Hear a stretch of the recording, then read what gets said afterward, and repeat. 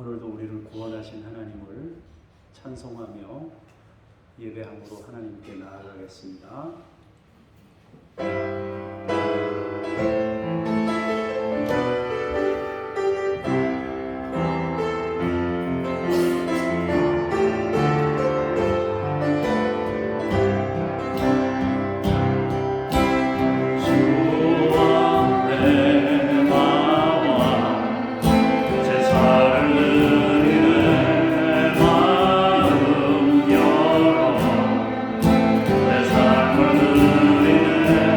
주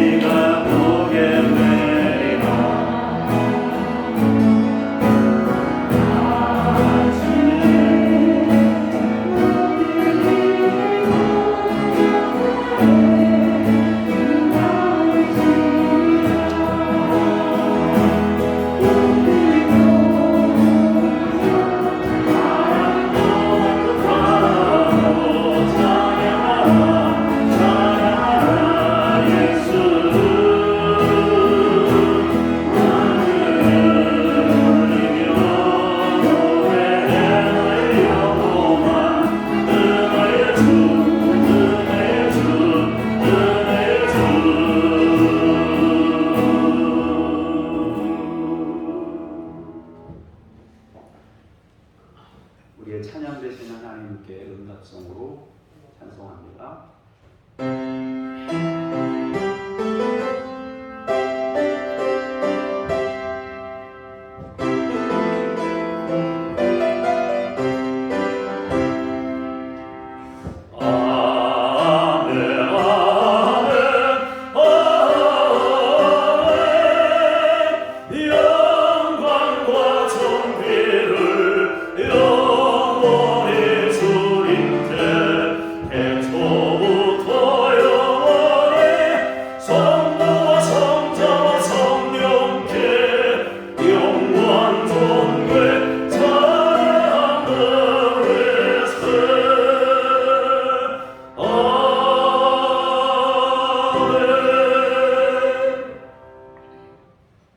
볼지어다 내가 문 밖에 서서 두드리노니 누구든지 내 음성 듣고 문을 열면 내가 그에게 들어가 그와 더불어 먹고 그는 나와 더불어 먹으리라.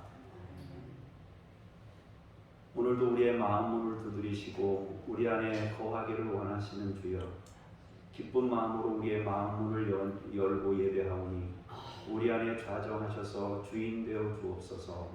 예수님 이름으로 기도합니다. 아멘.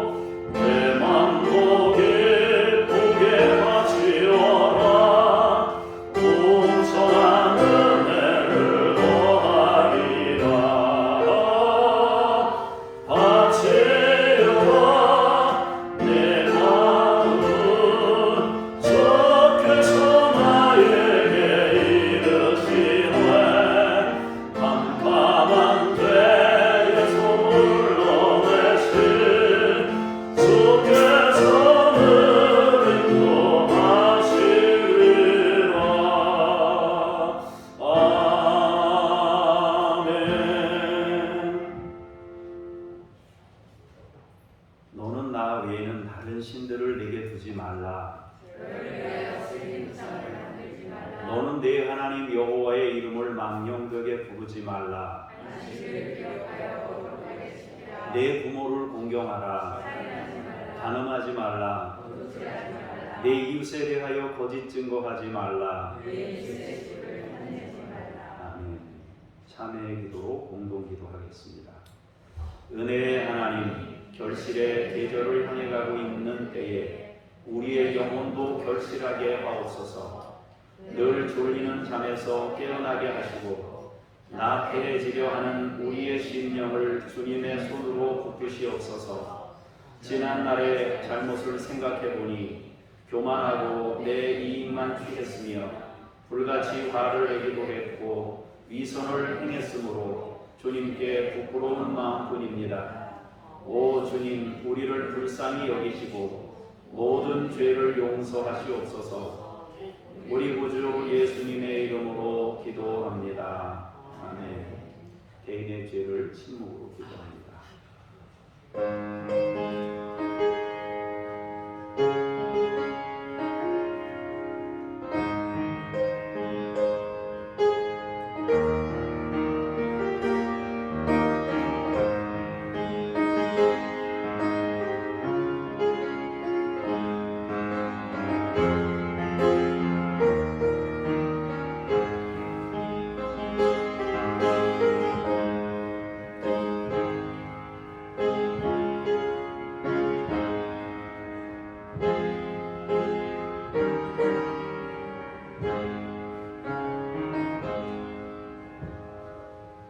주 여호와께서 모든 얼굴에서 눈물을 씻기시며 자기 백성의 수치를 온 천하에서 제하시리라. 여호와께서 이같이 말씀하셨느니라. 아멘. 신앙 고백합니다. 나는 전능하신 아버지 하나님 천지의 창조주를 믿습니다. 나는 그의 유일하신 아들 우리 주 예수 그리스도를 믿습니다. 그는 성령으로 잉태되어 동정녀 마리아에게서 나시고 본디오 빌라도에게 고난을 받아 십자가에 못 박혀 죽으시고 장사된 지 사흘 만에 죽은 자 가운데서 다시 살아나셨으며 하늘에 오르시어 전능하신 아버지 하나님 우편에 앉아 계시다가 거기로부터 살아있는 자와 죽은 자를 심판하러 오십니다. 나는 성령을 믿으며 거룩한 공교회와 성도의 교제와 죄를 용서받는 것과 몸의 부활과 영생을 믿습니다. 아멘. 자리에 앉으셔서 제가 기도합니다. 해와 비와 바람을 주셔서 곡식이 있게 하시고 시원한 가을을 통해 더위를 물러가게 하신 하나님께 경배와 찬양을 드립니다. 이 시간 하나님의 영으로 임하셔서 더위로 지친 영혼을 시원케 하시고 우리의 마음을 풍성하게 하시옵소서. 이른 비와 늦은 비를 내리시어 곡식과 포도주와 기름을 얻게 하신 하나님께서 우리의 영혼에도 단비를 내리시고 생명의 말씀을 부어 주옵소서. 아울러 우리의 생활에도 복을 주시어서 평안하고 감사가 넘치게 하시옵소서. 이 시간 말씀을 듣는 시간이 오니 말씀을 통해 우리에게 하늘의 지식이 충만하게 하시옵소서. 하나님 사랑의 깊이와 넓이와 높이가 어떠함을 깨닫게 하시옵소서. 예수님의 이름으로 기도합니다. 아멘.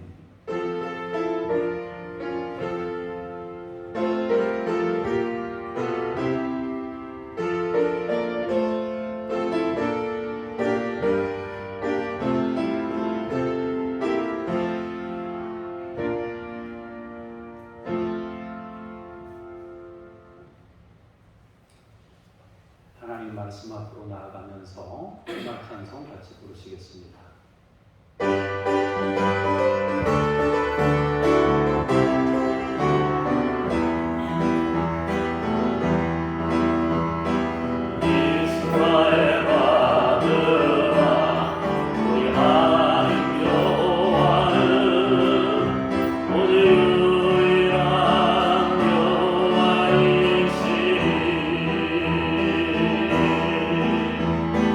너는 마음을 다하고 그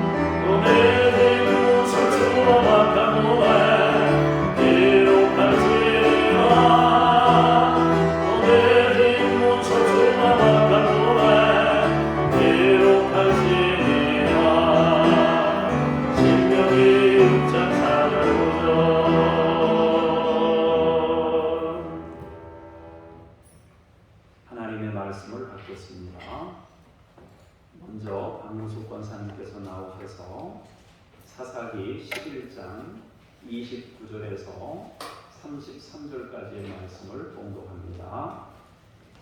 이에 여호와의 영이 입다에게 임하시니 입다가 길르앗과 므낫세를 지나서 길르앗의 미스베에 이르고 길르앗의 미스베에서부터 암몬 자손에게로 나갈 때에 그가 여호와께 서원하여 이르되 주께서 과연 암몬 자손을 내 손에 넘겨주시면 내가 암몬 자손에게서 평안히 돌아올 때에 누구든지 내 집문에서 나와서 나를 영접하는 그는 여호와께 돌릴 것이니 내가 그를 번제물로 드리겠나이다 하니라. 이에 입다가 암몬 자손에게 이르러 그들과 싸우더니 여호와께서 그들을 그의 손에 넘겨주시니 아로엘에서부터 민닛에 이르기까지 20성읍을 치고 또 아벨 그레민까지 매우 크게 무찌르니 이에 암몬 자손이 이스라엘 자손 앞에 항복하였더라. 아멘. 주님께 감사합니다. 연이어서 34절에서 40절까지의 말씀을 김미란 권사님께서 봉독해 주시겠습니다. 입다가 미스바에 있는 자기 집에 이를 때 보라 그의 딸이 소고를 잡고 춤추며 나와 영접하니 이는 그의 무남 동료라. 입다가 이를 보고 자기 옷을 찢으며 이르되 어찌하고 내 딸이여 나를 참담하게 하는 자요 너는 나를 괴롭게 하는 자 중에 하나로다.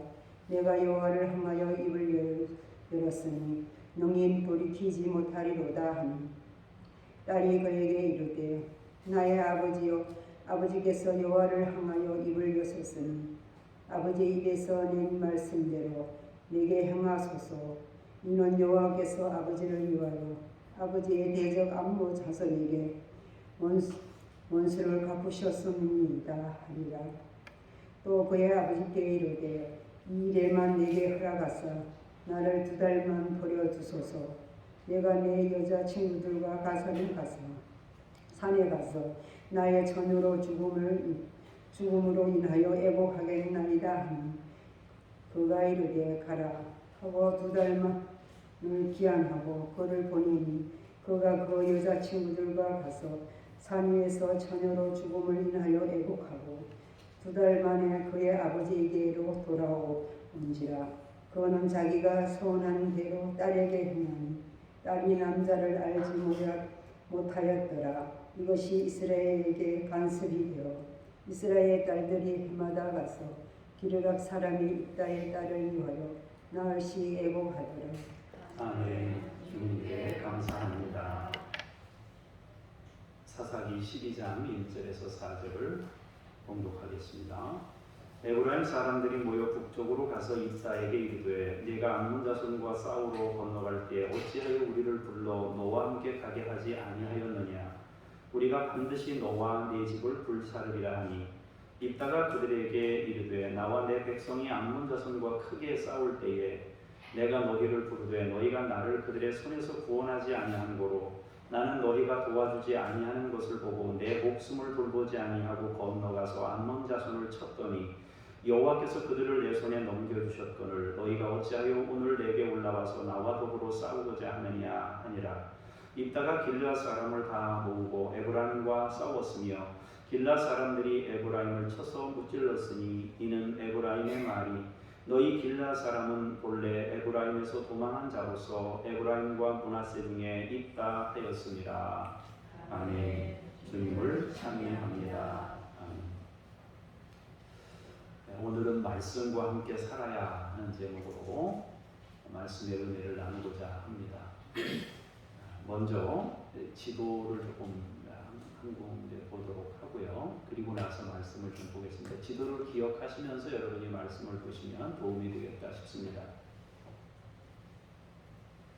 예, 여기 이제 먼저 그림을 보시면 오늘 말씀을 나누는 배경이 되는 곳은 중앙에 있는 에브라임 지파 보이시죠? 예, 무슨 색인데 자주색인가 이게? 보라색. 원래 그랬어요.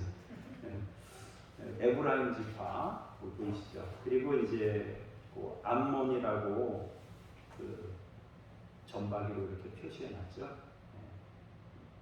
이쪽일 것 같아요. 암몬. 그리고 그 갓이라고 있는데 그 갓 지파 안에 있다가 거기서 활동했습니다. 자, 다시 지도 하나 더 넘기시면 거기 이제 12지파 이름들이 다 나오잖아요. 그죠? 아까 에브라임 지파 거기 있죠. 그리고 입다가 그 갓지파 있는 그쪽에서 활동을 하는 것이고, 오른쪽에 거기 표시가 안 돼 있지만은 암몬이 갓지파 옆에 영토를 마련하고 있는 것입니다. 그래서 그 내용을 가지고 오늘 그 지도에 나와 있는 내용에 근거해서 여러분들에게 말씀을 나누도록 하겠습니다. 이 지도는 여러분 머릿속에 대충 중앙에서, 그러니까 이스라엘 지도의 중앙 부분에서 일어났던 일들이 입다에 대한 이야기다. 여러분 그렇게 보시면 좋겠습니다. 사람은 어떤 기준을 가지고 인생에서 중요한 선택을 할까? 무엇에 영향을 받아서 자기 일을 선택하면서 살까? 거기에는 몇 가지 기준이 있는데요. 사람들이 영향을 받게 되는 기준이 몇 가지가 있습니다. 첫 번째로는 경험이에요. 사람들은 자기가 인생에서 경험한 것을 바탕으로 해서 어떤 선택을 할 때 이것이 옳겠다 싶은 것을 선택하며 살게 돼 있어요. 근데 이제 자기가 경험해 봤더니 이건 아니더라, 이건 맞더라 하는, 그만큼 경험이 작으면 선택도 자기 경험이 작은 만큼 그런 선택을 하겠죠. 두 번째로는 유행인데요. 유행이라는 것은 힘이 있어요. 왜냐하면 대다수의 사람들이 따라가면서 유행이 만들어지기 때문에 그래요. 물론 처음에는 누군가가 시작을 했겠죠. 그렇지만 유행이 되려면 다수의 사람들이 거기에 공감하며 따라가야 돼요. 그래서 대중이 호응하지 않으면 유행이 되지를 못해요. 그래서 많은 대중이 따라가는 것이 유행인데, 그래서 우리가 선택할 때는 유행을 무시할 수 없어요. 모든 사람들이 다 그쪽으로 쏠려가는데 나만 이렇게 하겠다면 그것도 좀 이상하잖아요. 그래서 이 유행이라는 것도 또 중요하고요. 세 번째로는 이제 전통인데요. 전통이라는 것은 유행과 좀 다르게 오랜 시간 사람들에게 지지를 받아온 것이기 때문에 역시 힘이 있어요. 유행이라는 것은 생겼다가 없어졌다가 생겼다가 없어졌다가 이런 흐름을 타요. 그리고 그 수명도 길질 않아요. 그 수명이 짧아요.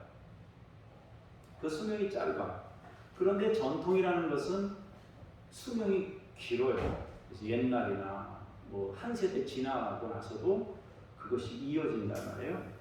그래서 사람들이 어떤 선택을 할 때 이 전통도 결코 무시할 수가 없어요.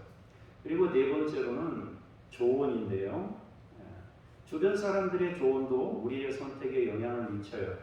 안 그런 경우도 있지만 대부분 주변 사람들은 나를 위해서 한마디씩 해줘요.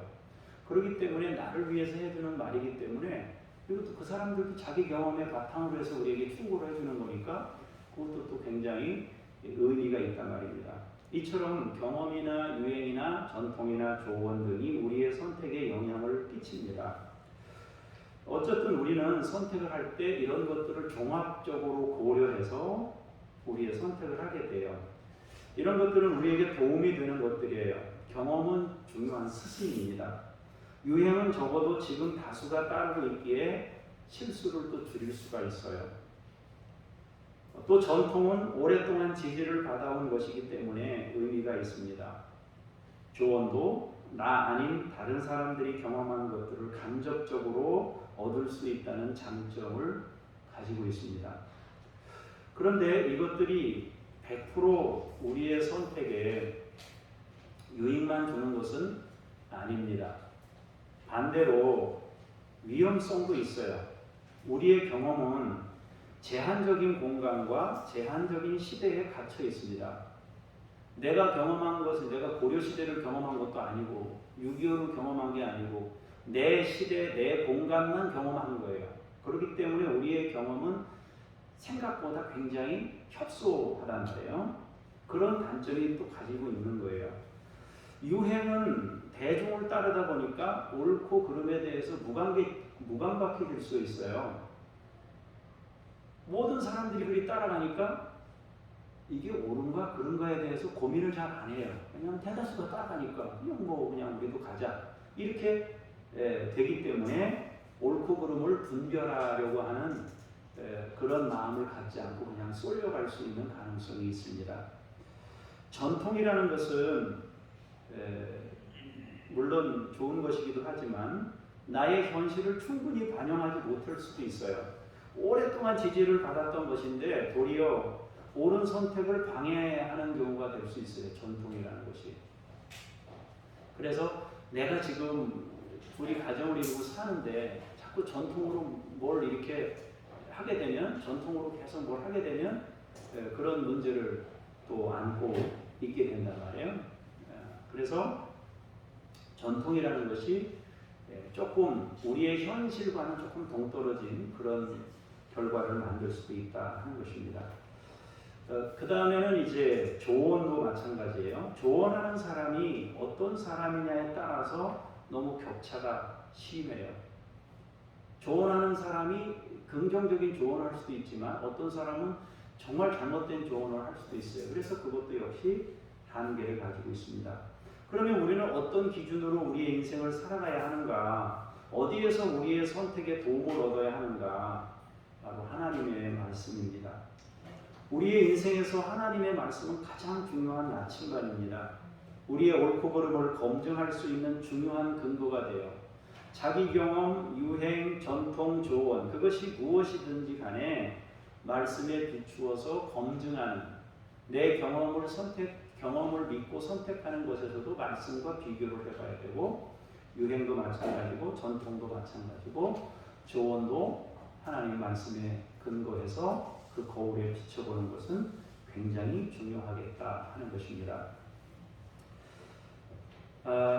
29절에서 33절 조금 아까 읽었던 말씀이지만 다시 한번 보도록 하겠습니다. 같이 읽겠습니다. 시작. 이에 여호와의 영이 입다에게 임하시니 입다가 길르앗과 문하세를 지나서 길르앗의 이스라엘에 이르고 길르앗의 이스라엘에서부터 암몬 자손에게로 나아갈 때에 그가 여호와께 소원하여 이르되 주께서 과연 암몬 자손을 내 손에 넘겨주시면 내가 암몬 자손에게서 평안히 돌아올 때에 누구든지 내 집 문에서 나와서 나를 영접하는 그는 여호와께 돌릴 것이니 내가 그를 번제물로 드리겠나이다 하니라.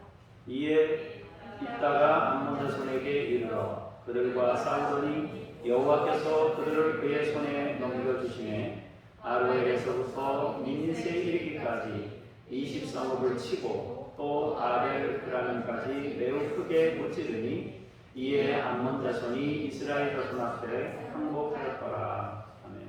제가 지금 이 말씀을 읽었지만 이 말씀 앞의 내용까지 이렇게 종합해서 여러분들에게 말씀으로 이렇게 나누겠습니다. 암몬에 의해 억압을 받던 이스라엘에 하나님의 영이 임한 입다가 등장합니다. 입다는 기생의 아들입니다. 본처의 자식들은 기생의 아들에게 유업이 돌아갈 것이 싫어서 그거 나누고 싶지 않아가지고 내쫓아버립니다. 그런데 쫓겨나서 입다는 자기의 삶을 살아가면서 한 무리를 다스리는 리더가 됩니다. 조금 속되게 표현하면 두목쯤 되는 자리에 오른 것입니다. 이스라엘 므낫세 지파의 한 부류였던 길르앗의 장로들은 암몬의 침략에 어려움을 겪게 되자 입다에게 사람을 보내 도움을 요청합니다. 입다는 그들에게서 쫓겨났어요. 너는 기생의 아들이고 서자니까 나가. 우리 집 유산을 차지할 수 없어. 해서 내쫓았단 말이에요. 그러니까 내쫓았는데 거기서 쉽게 말하면 자수성가한 거예요. 자기가 자수성가해서 한 무리를 이루고 그 무리의 리더가 될 정도로 성장한 겁니다. 그랬더니 이제 와서 도와달래요.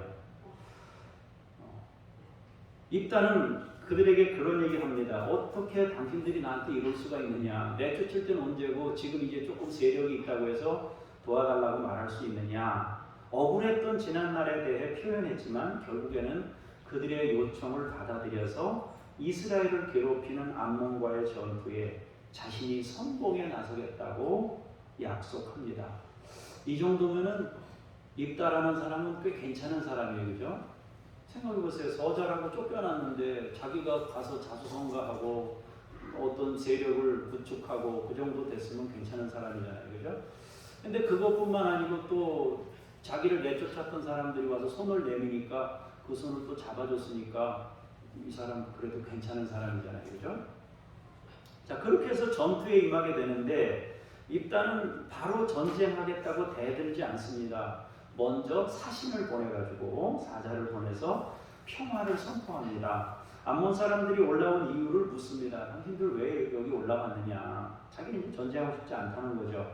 이러한 입다의 선택은 차분하고 바른 선택이었습니다. 입다가 암몬 사람들에게 평화를 선언하고 전쟁하려는 이유를 묻자 그들이 대답합니다. 우리 땅 돌려줘라. 암몬 사람들이 그러는 거예요. 그랬더니 입다가 다시 사람들을 보내서 그 땅이 어떤 역사성을 가지고 있는지를 설명하기 시작합니다. 그 땅이 어떤 과정이 있었고 어떤 시간을 보냈고 어떤 역사적 과정을 거쳤는지를 암몬 사람들에게 상세히 설명하는 거예요. 이스라엘은 가나안 땅에 들어갈 때요, 가까운 길이 있었지만은 가까운 길로 못 갔어요. 우리가 다 알다시피 에돔, 모압, 암몬 이 세 나라가 그 앞에 가로막고 있었어요.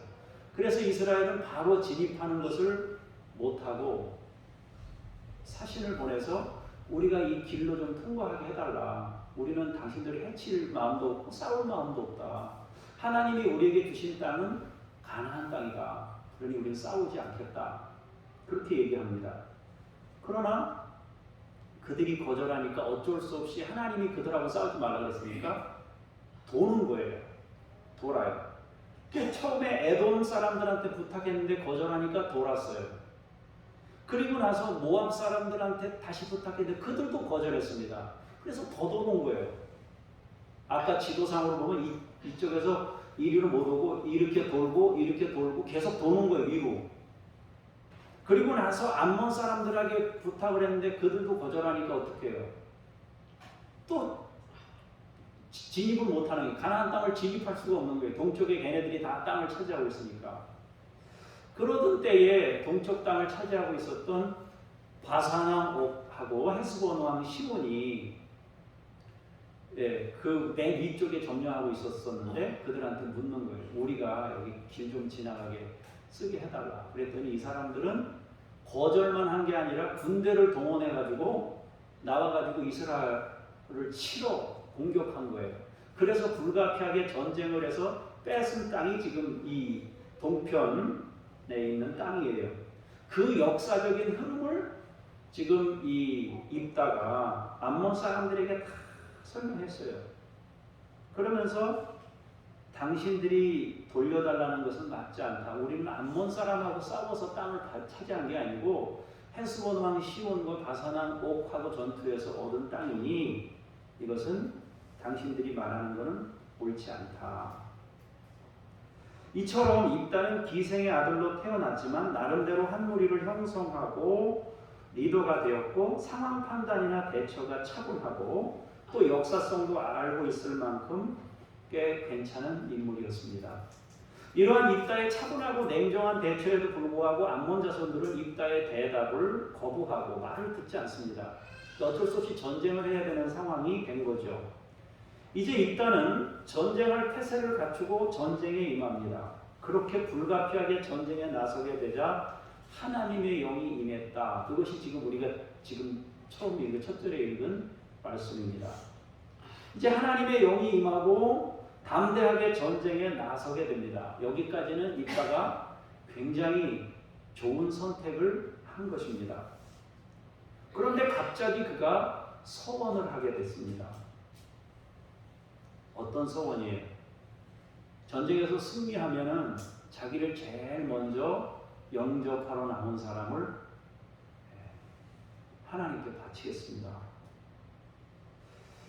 이것은 세 가지로 생각될 수 있는데요. 하나는 전투에 대한 간절함이 그에게 있었어요. 이기고 싶지 않겠어요? 두 번째로는 두려움도 있었을 거예요. 아무리 용사라고 하지만 싸움에 나가서 상대편하고 싸울 때 얼마나 무섭겠어요. 죽고 죽기는 전쟁인데 사람이 피를 보는 상황이니까 두려웠을 겁니다. 그리고 또 한 가지는 이 전쟁을 통해서 출신 성분에 대해 출신 성분 때문에 당했던 서름 이런 것들을 떨치고 싶었던 마음도 있었을 거예요. 내가 서자로 기생의 아들로 이랬는데 이번에 전쟁에서 승리하고 나면 나는 이제 이 신분의 여러 가지 문제를 다 벗을 수 있다. 이렇게 생각했을 수도 있어요.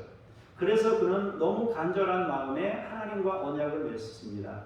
그 언약이 바로 인신제사였습니다. 그리고 전쟁에서 승리했습니다. 드디어 그는 이 전쟁의 승리로 말미암아 그동안의 모든 서름을 끝내고 진정한 영웅이 되었습니다. 이젠 그 누구도 입다를 향해서 너는 기생의 아들이야, 너는 서자야 이렇게 놀릴 수가 없어요. 국가를 구한 구국 영웅이었기 때문입니다. 입다는 얼마나 마음이 벅차고 뿌듯했겠습니까? 그러나 우리는 여기서 몇 가지 생각해 볼 것이 있어요. 첫 번째로 왜 그는 인신제사를 선언했는가 하는 것입니다. 하나님의 말씀을 알지 못했기 때문입니다. 이방인들이 최고의 정성을 쏟을 때 인신제사 드리는 것을 보고 따라한 것입니다. 그들이 늘 그렇게 했기 때문에 자기도 너무 간절한 나머지 그런 서원을 했던 겁니다. 주변 사람들이 그렇게 움직이니까 자기도 그렇게 한 거예요. 이게 옳은 줄 알고. 두 번째로는 입다가 서원하지 않았다면 하나님은 패배하게 하셨을까? 결코 그렇지 않았을 것입니다. 이것은 하나님이 원하시는 일이 아니에요. 입다의 서원이 효력을 발휘한 것인가? 그렇지 않다는 거예요. 이미 하나님께서는 이스라엘의 구원을 계획하고 계셨습니다.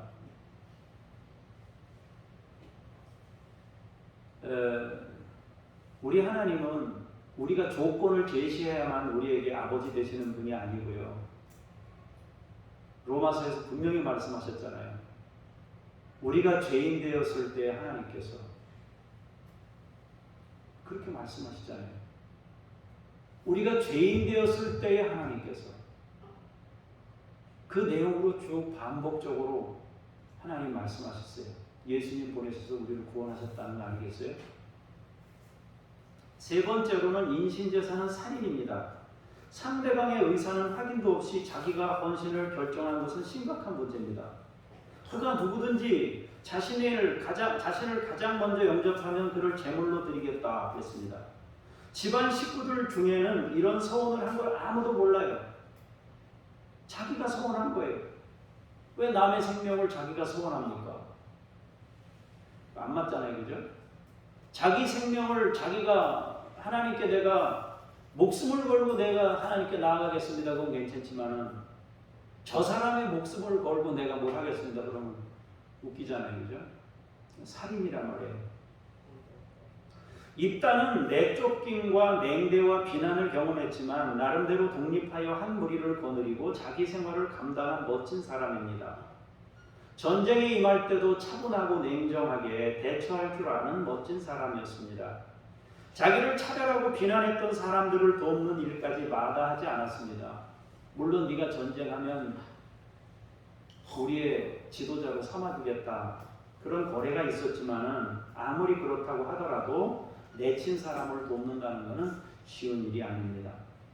그런 그에게 하나님의 영까지 임했습니다. 얼마나 멋진 모습이겠습니까? 그런데 가장 중요한 하나님의 말씀이 없었습니다.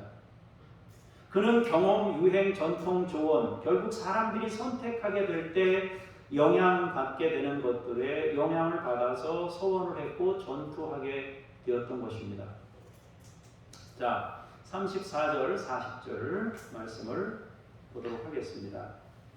자, 내용을 아시니까 34절, 35절 두 절만 한번 보겠습니다. 시작. 입다가 미스바에 있는 자기 집에 이를 때에 보라, 그의 딸이 소고를 잡고 춤추며 나와서 영접하니 이는 그의 무남동녀라. 입다가 이를 보고 자기 옷을 찢으며 이르되 어찌할꼬 내 딸이여, 너는 나를 참담하게 하는 자요, 너는 나를 괴롭게 하는 자 중에 하나로다. 내가 여호와를 향하여 입을 열었으니 능히 돌이키지 못하리로다 하니. 아멘. 딸을 향해서 너는 나를 참담하게 하는 자고 나를 넘어지게 하고 나를 괴롭히는 자다. 자기가 소원을 해놓고 왜 딸한테 모든 잘못을 왜 딸한테 다 얘기해? 네가 나를 괴롭게 하는 자다. 자기가 자기를 괴롭게 한 거예요. 자기가 하나님의 말씀과 동떨어진 서약을 해놓고서 딸에게 그 모든 책임을 전가하고 있어요. 어떻든 전쟁에서 승리하고 기쁨과 감격으로 집으로 돌아와요. 그런데 입다의 승리는 이스라엘 모두의 기쁨이었어요. 모두가 다 기뻐하는 거예요. 이겼으니까. 이제 해방이 됐으니까 얼마나 좋겠어요. 가장 크게 기뻐한 사람들은 누구겠습니까? 자기들 가족이었을 거예요. 그 중에서도 모남동녀 딸은 아버지의 승리가 너무 기뻤어요. 가족들도 알 거 아니겠어요? 아버지가 서자 출신이고 기생의 아들이라 비난받아서 쫓겨나가지고 여기서 사는 걸 가족들도 다 알지 않겠습니까? 그런데 기생의 아들이라는 꼬리표를 달고 살던 아버지가 전쟁 영웅이 되어 돌아왔습니다. 딸 입장에서도 굉장히 감격이었을 거예요. 얼마나 기뻤는지 속옷치고 춤추며 뛰어나와 아버지를 영접했습니다. 그런데 그 순간 모든 감격과 기쁨은 순식간에 비통함과 절망과 탄식이 되었습니다. 자신이 전쟁 전에 하나님과 약속했던 소원 때문입니다. 입다는 물론 함께 전쟁에 참여했던 동지들 그리고 기쁘게 영접했던 딸도 전혀 생각하지 못한 상황이 일어난 것입니다. 아무도 예상하지 못했던 거, 자기가 소원한 걸. 그런데 그 전쟁의 기쁨이 슬픔으로 완전히 바뀐 거예요. 왜 이런 일이 일어났는가? 당시에 이방인들이 따르던 방식을 따라 소원했기 때문입니다. 하나님의 말씀이 없어 그냥 그 시대 그 지방에서 살던 사람들에게 영향받아서 그 사람들처럼 선택했기 때문입니다. 신앙의 혼합이 무서운 것은 엉뚱한 열정이 신앙으로 착각될 수 있다는 것입니다. 인신제사는 신앙이 아닙니다. 거짓이며 살인입니다. 그런데 말씀이 없으니까 그것을 높은 신앙으로 생각한 겁니다. 우리가 말씀과 함께 살아야 하는 이유가 여기 있습니다. 우리의 열정이 바른 열정이 되어야지 열정은 있는데 하나님의 뜻과는 반대로 가는 거예요. 생각해 보세요. 인신제사를 드릴 정도라면 주변에서 뭐라 그랬겠어요? 야, 이 사람 진짜 하나님 열정이 있고 굉장한 서원을 이룬 사람이구나 그럴 거 아니겠어요? 그런데 하나님이 원하시는 게 아니었어요. 엄청난 막 헌신을 쏟아부었는데 하나님이 하나도 기뻐하지 않는 헌신이라고 생각해 보세요. 우리는 다른 방향으로 열심을 내야 하는 것입니다. 입다는 서원을 지켰어요. 그리고 입다의 딸은 아버지가 서원한 것에 대해 순종했습니다. 그것은 엄청난 슬픔이 아닐 수 없었어요. 이런 결과는 결코 하나님이 원하시는 결과가 아닙니다. 우리는 일하기 전에 하나님의 뜻을 먼저 깨닫는 것이 필요합니다. 어떤 사람들은 입다를 두둔하려고 그렇게 해석하는 사람도 있어요. 그 딸을 죽인 게 아니라 인신제사를 한 게 아니라 하나님의 성전에서 봉사하도록 주의 종으로 바친 게 아니냐 이렇게 이제 몰아가는 경우도 있는데 그건 아닌 것 같아요. 성경 전체의 흐름과 문맥과 그때 당시 가나안 종교의 영향하고 이런 걸 모두 봤을 때 인신제사를 드린 건 맞는 것 같습니다. 자, 12장 1절에서 4절을 보겠습니다. 에브라임 사람들이 모여 북쪽으로 가서 입다에게 이르되 네가 암몬 자손과 싸우러 건너갈 때 어찌하여 우리를 불러 너와 함께 가게 하지 아니하였느냐? 우리가 반드시 너와 네 집을 불사르리라 하니 입다가 그들에게 이르되 나와 내 백성이 암몬 자손과 크게 싸울 때에 내가 너희를 부르되 너희가 나를 그들의 손에서 구원하지 아니한 고로 나는 너희가 도와주지 아니하는 것을 보고 내 목숨을 돌아보지 아니하고 건너가서 암몬 자손을 쳤더니 여호와께서 그들을 내 손에 넘겨주셨거늘 너희가 어찌하여 오늘 내게 올라와서 나와 더불어 싸우고자 하느냐 하니라. 입다가 길르앗 사람을 다 모으고 에브라임과 싸웠으며 길르앗 사람들이 에브라임을 쳐서 무찔렀으니 이는 에브라임의 말이 너희 길르앗 사람은 본래 에브라임에서 도망한 자로서 떨어져 나갔다는 소리예요. 도망한 자로서 에브라임과 므낫세 중에 있다 하였습니다. 아멘. 입다는 엄청난 일을 겪었어요. 목숨 걸고 전투에 나가 승리했어요. 그리고 감격했어요. 그러나 그 감격이 곧바로 슬픔으로 바뀌었어요. 딸이 죽게 된 거 아닙니까? 그죠? 전쟁에서 이겼으면 뭐 하겠어요? 상처뿐인 영광인 거지. 그러한 때에 에브라임 사람들이 몰려와서 입다에게 말하는 거예요. 승리의 영광을 왜 너 혼자 차지하느냐? 네가 서자인데 와서 우리한테 도움도 구하고 이러면서 같이 해야지 너 혼자 뭐 잘났다고 이렇게 영광을 독차지하느냐고 비난했습니다. 그리고 또 무슨 얘기를 했습니까? 너의 그런 그 교만을 우리는 볼 수 없다. 니네 집을 불사르고 너네들까지 불사르겠다. 아예 그냥 없애버리겠다고 얘기한 거예요. 그러면서 한마디 더 했습니다. 인종차별적인 발언을 한 거예요. 네? 너희들은 떨어져 나간 자들이다. 에브라임과 므낫세, 여러분 에브라임과 므낫세가 요셉의 아들 아닙니까? 그 둘 사이에서 떨어져 나간 사람이다. 이러면서 비난을 했어요. 당시에 에브라임 사람들은 요단 동편 사람들을 향해 배타성을 가지고 있었어요. 또한 우월감에 사로잡혀 교만한 태도를 가지고 있었어요. 그래서 입다에게 이런 도발적인 말을 한 것입니다. 인신 공격성 발언으로 입다의 감정을 상하게 만든 겁니다. 자, 이쯤 되면은 입다가 화날 만도 하죠, 그죠? 얼마나 화가 나겠어요. 만약에 서원 안에서 딸이 안 죽을 상황이었다면은 승리하는 그 감사함이 속에 넘치니까 그냥 미안하다, 뭐 용서할 수 있는 마음이 있었을 수도 있어요. 그러나 딸이 죽게 된 마당에 자기 자존심을 또 건드린 사람이 나타났으니까요. 지금은 입다가 에브라임의 말을 받아줄 기분이 전혀 아닙니다. 이미 도움을 요청했으나 에브라임이 거절했고 자기는 목숨 걸고 전투한 사람인데 또 자기 딸이 죽게 된 상황인데 거기에 불을 질렀습니다. 결국 입다는 다시 전쟁을 통해서 에브라임 지파에게 본때를 보여줍니다. 본때를 보여준다 그러니까 기분이 입다 입장에서 당한 사람 입장에서 기분 좋아요. 이 전쟁은 어찌 보면 입다보다는 에브라임의 잘못이 더 커요. 그러나 이때에도 입다는 하나님의 말씀 앞에 있어야 됐어요. 여러분 에브라임이 이런 게 한두 번입니까? 이 사람들이 참 교만한 사람들이에요. 기드온이 전쟁에서 승리하고 돌아왔을 때 뭐라고 했습니까? 너 왜 우리 안 부르고 네가 혼자 가가지고 모든 영광 너 독차지하느냐? 그랬을 때 기드온이 무슨 얘기했습니까? 내가 전쟁에서 승리한 것이 뭐 대단하냐? 당신들이 그래도 장수를 잡았지 않느냐? 당신들이 나의 첫 열매가 당신들의 마지막 열매만도 못하다. 그래서 모든 영광을 에브라임에게 다 돌렸어요, 기드온이. 그래가지고 싹 잠잠해져가지고 모든 게 다 정리됐습니다. 사실 기드온보다는 입다가 더 심한 공격을 받았습니다. 그렇지만 입다도 기드온처럼 할 수 있었으면 얼마나 더 좋았을까 하는 생각도 가져봅니다. 믿음의 사람들은 항상 말씀과 함께 살아야 합니다. 결과적으로 입다는 암몬에게서 이스라엘을 건져냈지만 동시에 에브라임 지파와 전쟁하여 큰 사상자를 만들었습니다.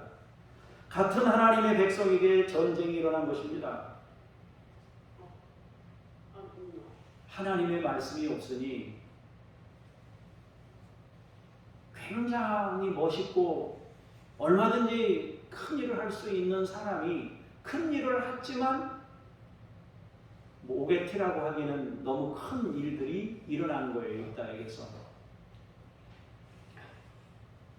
그런가 하면 이 에브라임도 사실은 말씀과 거리가 멀었어요. 에브라임에게는 두 가지 아주 결정적인 자랑거리가 두 가지 있었어요. 하나는 자기 할아버지인 야곱이 축복할 때 이렇게 했잖아요. 요셉이 너무 야곱에게 감동을 안겨가지고 자기 아들로 섰는데 요셉에게는 두 몫을 주고 싶은 거예요. 그 두 몫을 주려고 요셉에게 안수할 때 12지파 다 안수하면서 요셉에게 안수할 때는 그 누굽니까? 아들 둘을 데리고 와라. 그래 두 아들에게 축복을 하면서 이 두 아들을 다른 지파들하고 같은 아버지 학렬에다 놓은 거예요. 쉽게 말하면. 그런데 이렇게 옷 바꾸어서 축복기도 해줬단 말이에요. 차남인 에브라임이 오른손에 복을 받은 거예요. 그러니까 이 사람들은 하나님이 우리를 축복한 사람이다 이렇게 생각하는 거예요. 두 번째로는 뭐냐면 가나안 땅을 점령하러 들어갔을 때 여호수아가 에브라임 지파예요. 그러니까 그 약속의 땅을 점령하러 들어갔는데 자기 지파에서 최고 지도자가 나와서 그 땅을 점령하는데 결정적인 역할을 한 거 아니겠어요? 그러니까 얼마나 목소리가 크겠어요. 이 두 가지를 가지고 에브라임은 큰 목소리를 냈던 거예요. 자랑할 만하죠. 그러나 그들에게 주어진 축복은 도리어 자기들을 교만하게 만들었습니다. 너무나 자주 다른 이들과 충돌했습니다. 아까 집을 보셨겠지만은 에브라임 지파 땅하고 므낫세 지파 땅을 보세요. 5배 차이나 5배. 5배가 뭐예요? 5배 정도 차이나 5배 넘겠다. 동쪽에 에브라임 땅보다 동쪽에 3배 더 큰 땅이 있고 서쪽에도 3배 더 큰 땅이 있어요.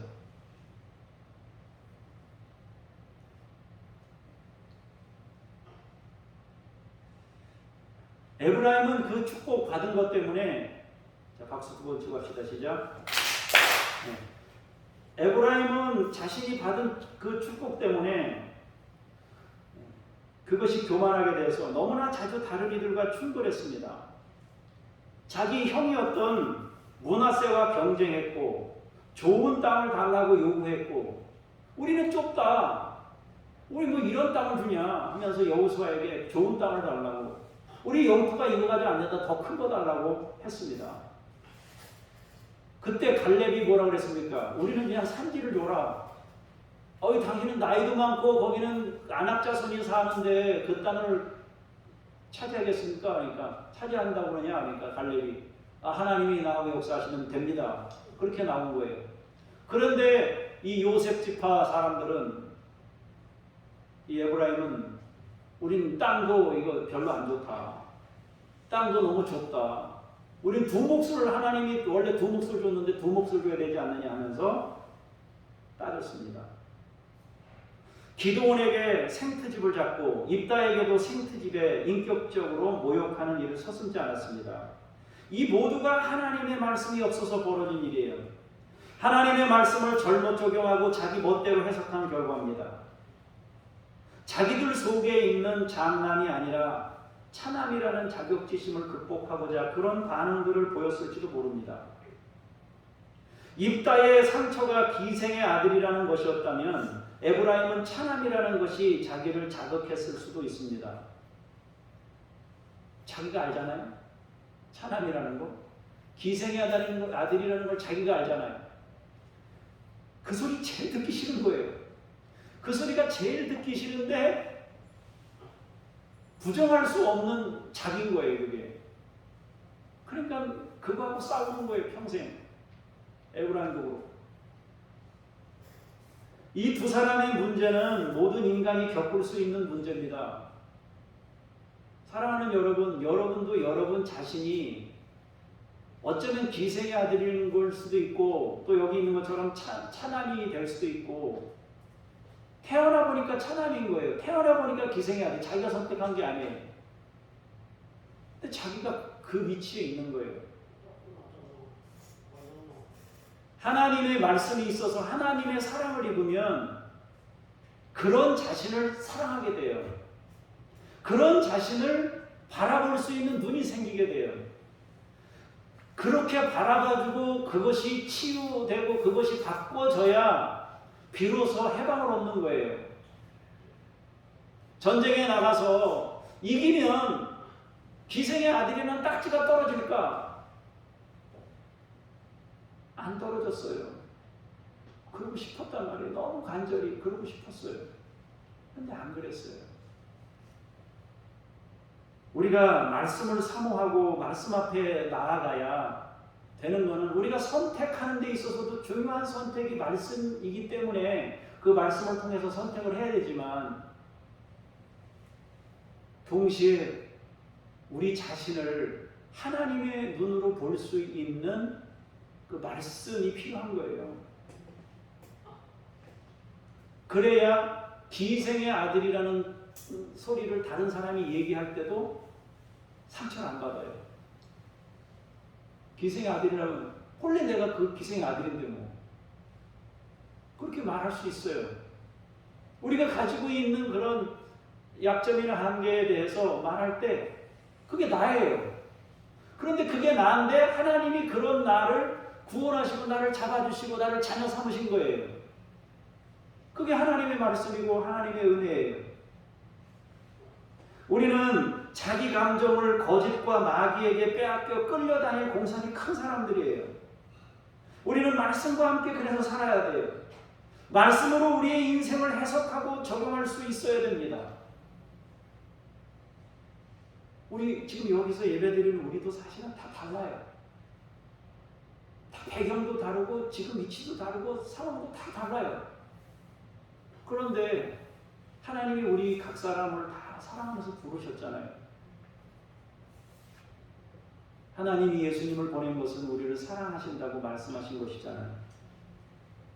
사랑하는 여러분, 말씀으로 살아야 되고 말씀과 가까워져야 되고 다른 데 시선을 빼앗기지 말아야 되고 하나님께 우리의 시선을 두어야 됩니다.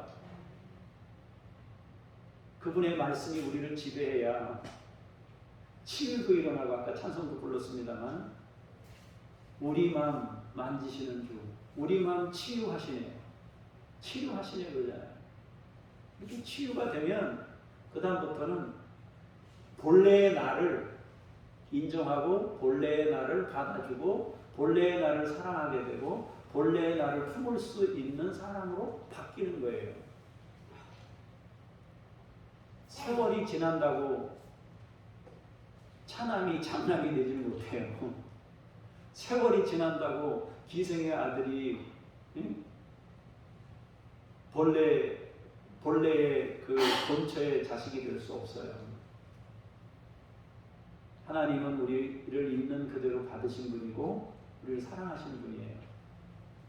어쩌면 입다가 독립해서 자수성가한 것처럼 보란듯이 자기 인생을 열고 산 게 멋있는 거예요. 그런데 한쪽에서는 그게 남아있었던 거죠. 그 아픔이 말씀으로 싸매지고 치유가 돼서 온전해져야 모든 것이 회복이 되는데 그러지 못한 부분들이 있어서 그 약점들이 딸을 인신제사로 드리고 에브라임과 전쟁하게 되는 이런 문제를 또한 낳게 된 것입니다. 우리도 사실은 다 불완전하기 때문에 우리에게 그런 흔적들이 남아있을 수 있고 또 그런 문제를 만들 수 있는 개연성도 우리에게 있습니다. 하나님의 말씀과 가까워지면 이제 해석하는 게 달라지고 우리를 보는 게 달라지고 사람들이 반응할 때 우리에게 반응을 보일 때 그거에 대한 대처하는 것도 방식도 달라질 수 있어요. 그래서 우리가 하나님의 말씀과 가까이 말씀과 함께하는 삶을 살아야 한다는 것입니다. 기도하겠습니다.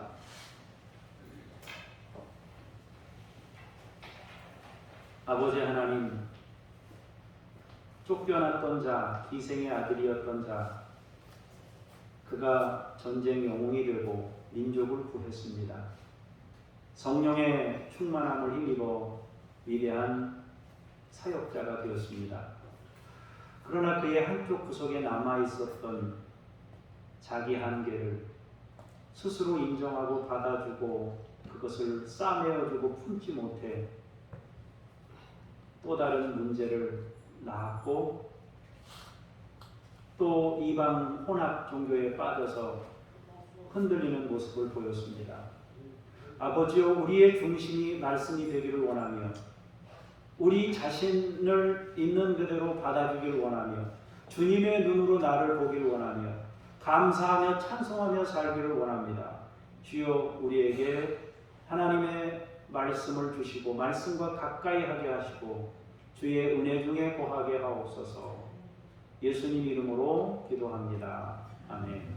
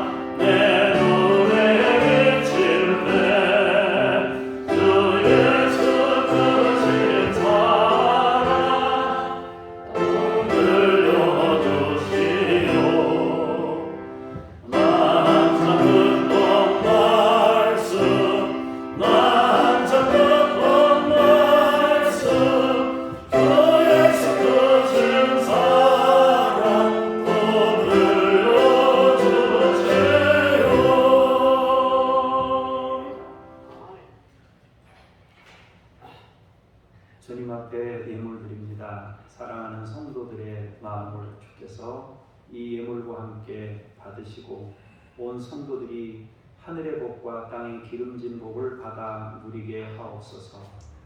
늘 섬기고도 남을 수 있도록 풍성함으로 채우시고 하나님께 감사하는 주의 사람들이 되게 하옵소서.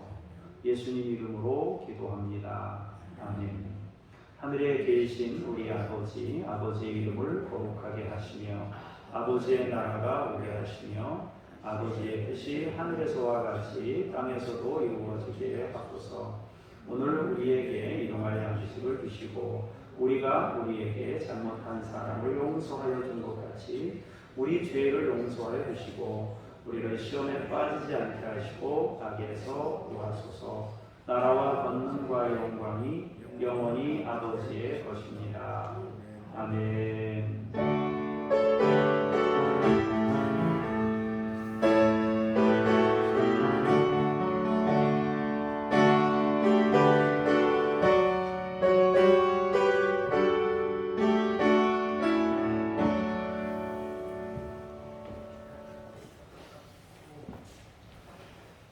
주보 가운데면에 있는 중보기도 내용을 보겠습니다. 청소년들의 폭력과 일탈이 사라지고 건강하게 성장할 수 있도록 위해서 기도하시기를 바랍니다. 행복한 가정과 교회가 돼야 이런 모든 것들이 사라질 수 있습니다. 조지아라는 나라가 있는데 실업과 불안전한 취업률로 힘든 경제 상황이지만 신앙의 자유가 보장되기 시작하면서 복음 확장이 일어나고 있습니다. 복음으로 풍성해지도록 기도하시기를 바랍니다. 오늘부터 주일 낮 예배는 오후에 2시에 드리도록 그렇게 하겠습니다. 식사가 교회에서 이제 하는 게 조금 어렵게 이제 코로나 때문에 그렇게 됐으니까 여러분들 조금 불편하시지만 여기 지역이 가까우시니까 얼른 가셔서 점심 드시고 또 오시고 이렇게 하시면 좋겠다 싶습니다. 차량은 어쨌든 맞춰서 끝나면 바로 운행하고 또 예배 30분 전에 차가 운행해서 또 이렇게 예배에는 차질이 없도록 그렇게 준비하겠습니다.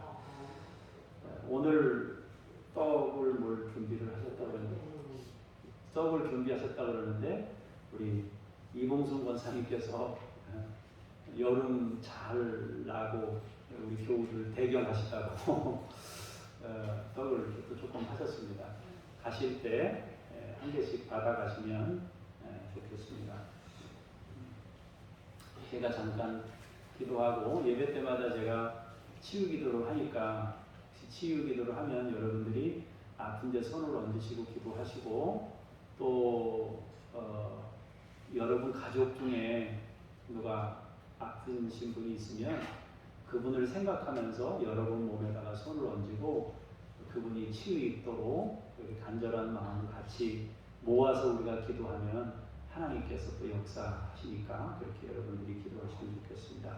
제가 잠깐 기도하고 마치겠습니다.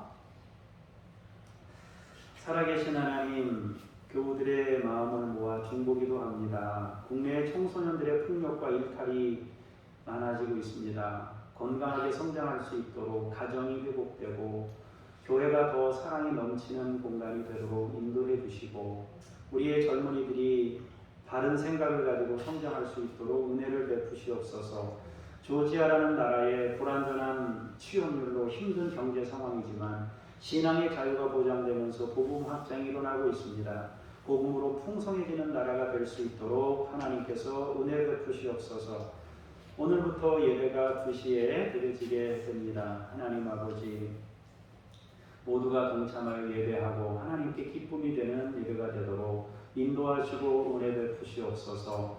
또 이봉순 권사님 여름을 잘 보내고 감사한 마음으로 교우들을 섬기오니 주께서 받으시고 성도님들이 감사함으로 받으며 또 서로를 축복할 수 있게 해 주옵소서. 이성유와 북한 어린이들 포스터 밴드이지 주님께서 이들의 믿음을 지켜주시고 주님이 양육하시고 그리스도의 사랑을 깨달아 알도록 인도해 주옵소서. 우리가 섬기고 있는 김요엘, 이웃 아저씨, 이동식, 성영숙, 천애슐리 선교사님 아버지께서 함께 하시고 역사해 주셔서 이들의 삶 가운데 같이 해주시고 사역 가운데 역사하시고 놀라운 체험이 나타나게 하시고 이적과 기사가 이루어지게 하여 주시옵소서. 이 시간 사랑하는 우리 성도님들을 축복하며 기도합니다. 가정에 평강을 주시고 자녀들에게 복을 주시고 인생문이 열리게 하시고 하나님 사업하는 분들에게 복 주셔서 넘치게 하시고 하나님의 축복 가운데 살 수 있는 가정들이 다 되도록 인도하여 주시옵소서. 주께서 이미 십자가에서 흘리신 피를 의지하여 아버지 이 시간 치유 기도를 하오니 주께서 역사하시고 인도하여 주시옵소서. 아버지 하나님, 연약한 부분들을 친히 만져주시고 치유하소서. 주의 권능의 팔을로 아버지 하나님 모든 식구들을 만져주시기를 원합니다. 나는 너희를 치료하는 여호와니라, 나는 너를 치료하는 여호와니라 말씀하셨사오니 주께서 인도하시고 치유하시옵소서. 주의 권능으로 새롭게 해 주옵소서. 머리를 맑게 하시고 우리의 오장육부를 튼튼하게 하시며 모든 병원체가 들어왔거든 주께서 그것들을 다 물리칠 수 있도록 면역력을 주시고 음식을 먹을 때마다 다 소화시킬 수 있게 하시고 좋은 것은 다 몸에 또 이렇게 남아서 기능을 하게 하시고 나쁜 것은 버려질 수 있도록 주께서 우리 교우들의 건강을 지키시고 인도해 주옵소서. 멀리 있는 가족들이 아파 힘들어합니다. 주께서 그들을 치유하시고 권능으로 역사하시고 새롭게 해주시기를 원합니다. 하나님의 은혜를 힘입어 살아가도록 능력으로 같이하여 주시옵소서. 아버지 하나님, 우리가 하나님을 의지하며 소원하는 것들이 있습니다. 주여 우리의 소원들을 응답하시고 아버지 하나님, 우리의 간절함에 주여 귀 기울여 주시고 우리의 현실에서 도움이 될 수 있도록 아버지께서 역사하여 주시옵소서. 오늘 말씀을 듣고 우리의 삶의 자리로 돌아가오니 아버지께서 또한 권능으로 함께 하시고 말씀과 가까워지는 우리가 되게 하시고 말씀을 계속 들음으로 말미암아 우리가 더 하나님과 가까워지는 인생이 되도록 인도하여 주옵소서. 세상의 흐름에 끌려다니는 사람들이 아니라 말씀에 이끌림 받는 하나님의 종들이 다 되게 하여 주시옵소서. 감사드리며 예수 그리스도의 이름으로 기도합니다. 아멘. 다 같이 자리에서 일어나셔서 우리의 삶의 자리로 나아가면서 찬송 부르시겠습니다.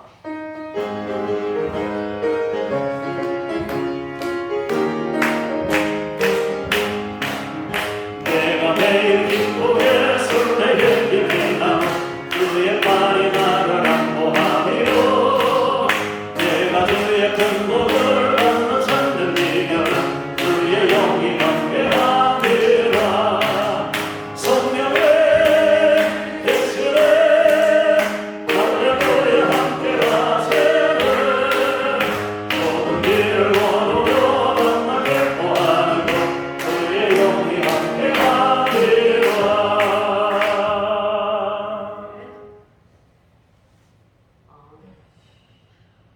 우리의 구원 되시는 예수 그리스도의 은혜와 만물의 창조주이신 아버지 하나님의 그 크신 사랑하심과 우리 속에 내주하셔서 말씀으로 가까워지게 하시고 깨닫게 하시고 알려주시는 성령님의 역사하심이 오늘 말씀을 듣고 하나님의 사람으로 우리의 삶의 자리로 나아가 살기를 원하는 하나님의 거룩한 무리들 머리머리 위에 주께서 피로 세우신 교회들 위에 열방 위에 이제로부터 영원까지 함께 하시기를 간절히 축원하옵나이다. 아멘.